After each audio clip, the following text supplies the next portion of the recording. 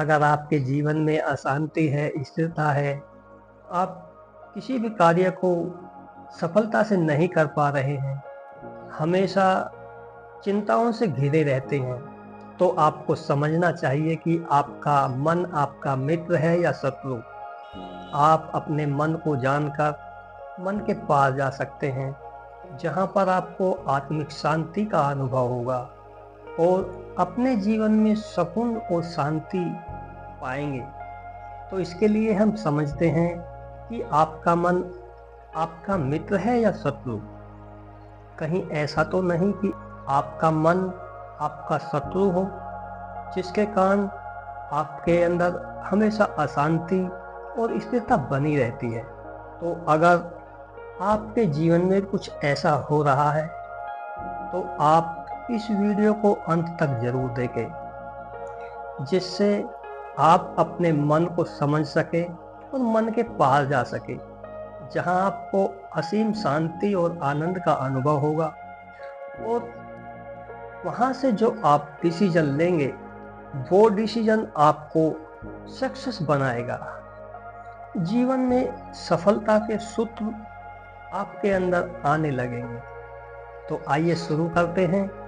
अगर आप मेरे चैनल पर नए आए हैं तो आपसे निवेदन है कि मेरे चैनल को सब्सक्राइब करें, वीडियो को लाइक, कमेंट और शेयर करें। देखिए, हम समझते हैं कि मन क्या है। मन का जो आधार है वो स्मृति है।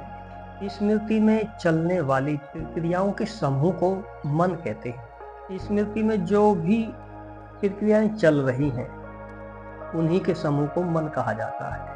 मन एक अत्यधिक जटिल यंत्र के समान है। मन का कोई स्थायित्व नहीं है। मन का अनुभव व्यक्तिगत होता है। मन परतों में बना हुआ है, एक यंत्र के समान है। मन का स्वभाव क्या है?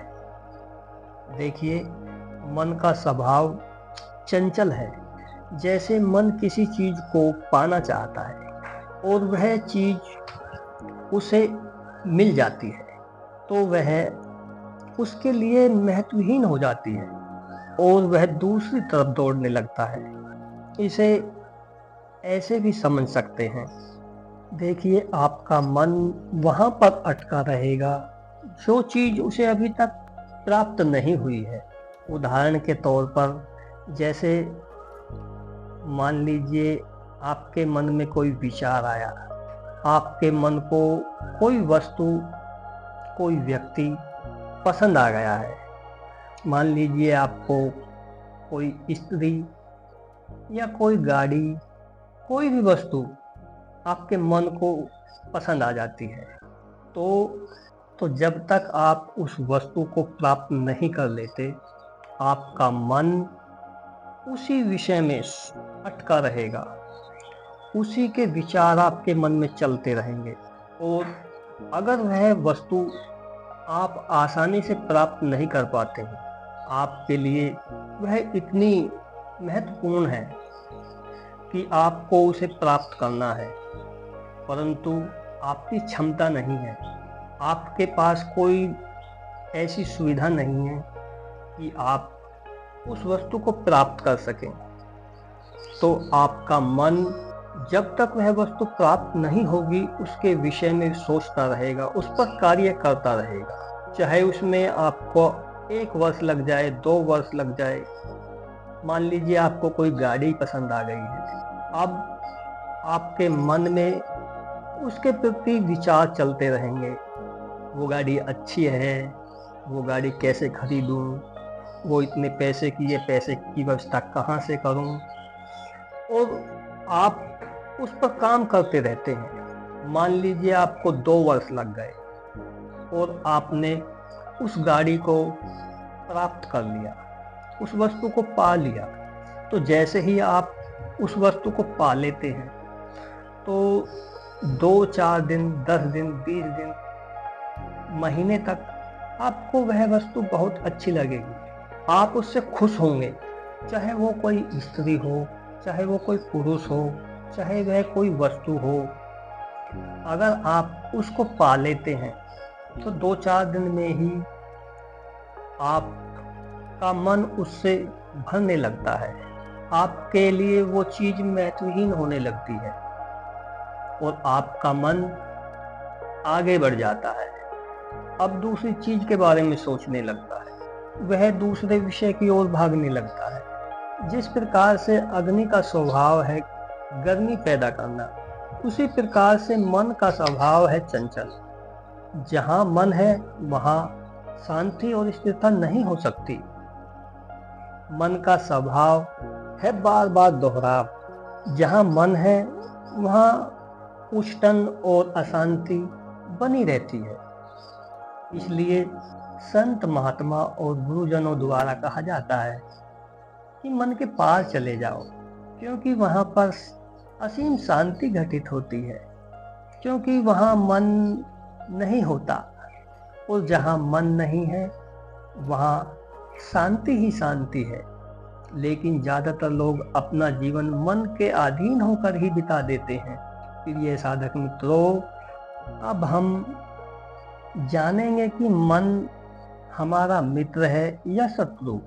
तो अगर हमारा मन हमारे कहे अनुसार चलता है तो वह हमारा मित्र है, और अगर हमारा जीवन मन के अधीन होकर चलता है तो जैसे मन कहता है वही वही आप करते हो, तो मन आपका सबसे बड़ा दुश्मन है। क्योंकि मन हमें एक के बाद एक विषयों की तरफ दौड़ाता रहता है और मन की दौड़ के पीछे हमारा सारा जीवन निकल जाता है। तो आपको देखना है कि आप मन के कहे अनुसार चल रहे हो या मन आपके अधीन है। जैसा आप कहते हो मन वैसा करता है, या जैसा मन कहता है आप वैसा करते हो। अगर आप मन के कहे अनुसार ही चल रहे हो तो आपका सारा जीवन व्यर्थ चला जाएगा, क्योंकि मन की तृप्ति कभी नहीं हो सकती।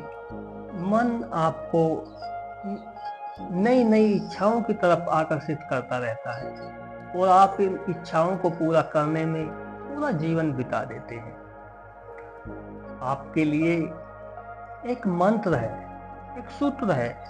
अगर आप इस मंत्र को अपना लेते हैं, इस सूत्र को अपना लेते हैं, तो आप जीवन में शांति का अनुभव कर पाएंगे। आप अपने लक्ष्यों को प्राप्त कर पाएंगे।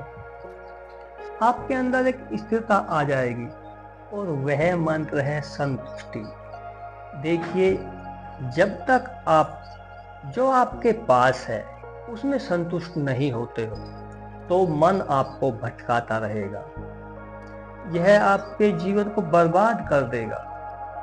अगर आप अपने अंदर आत्मिक शांति का अनुभव करना चाहते हैं तो जो परमात्मा ने आपको दिया है उसके लिए परमात्मा का धन्यवाद करें और उसमें संतुष्ट रहें। तो जैसे ही आप अपने अंदर अपने सभी संसाधनों से, अपने संबंधों से संतुष्ट होते हैं, आपको जो भी मिला है उसे प्रेम से स्वीकार करते हैं और अपनी इच्छाओं को कम करते हैं, तो आपके अंदर असीम शांति आने लगेगी।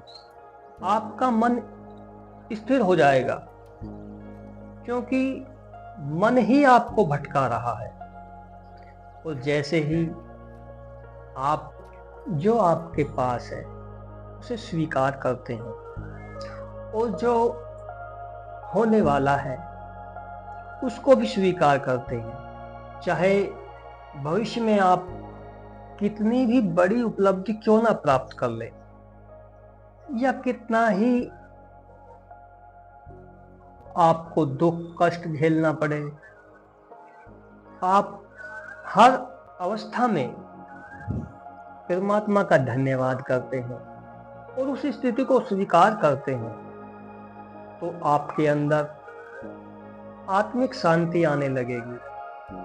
और जब आपके अंदर आत्मिक शांति घटती है तो वहां से जो डिसीजन आते हैं आपकी अंतर आत्मा से जो संकेत मिलते हैं वो आपको बहुत बड़ी ऊंचाइयों तक पहुंचा देते हैं। तो आपको जानना है कि आपका मन आपका मित्र है या शत्रु, और उसे जानकर उसके पार चले जाना है।